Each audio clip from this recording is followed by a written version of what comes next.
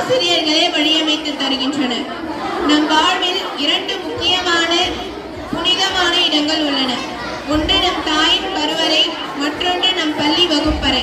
நம் தாயின் கருவறையில் உடலை வளர்த்தோம், நம் பள்ளி வகுப்பறையில் நம் அறிவை வளர்த்தோம். மாதா பிதா குரு தெய்வம் என்பது நமது பெற்றோர்களுக்கு அடுத்ததாக குருவாக போற்றப்படுபவர்கள் ஆசிரியர்களாகவே திகழ்கின்றனர்.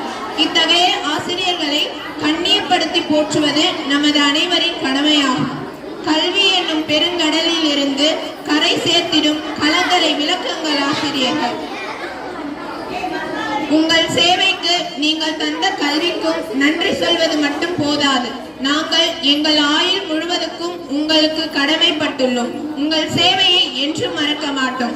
இத்தனை காலமாக எங்கள் பள்ளி பருவத்தில் எங்களை சிறப்பாக வழிநடத்திய அனைத்து ஆசிரியர் நல்லுள்ளங்களுக்கும் நன்றி கூறி விடைபெறுகிறேன்.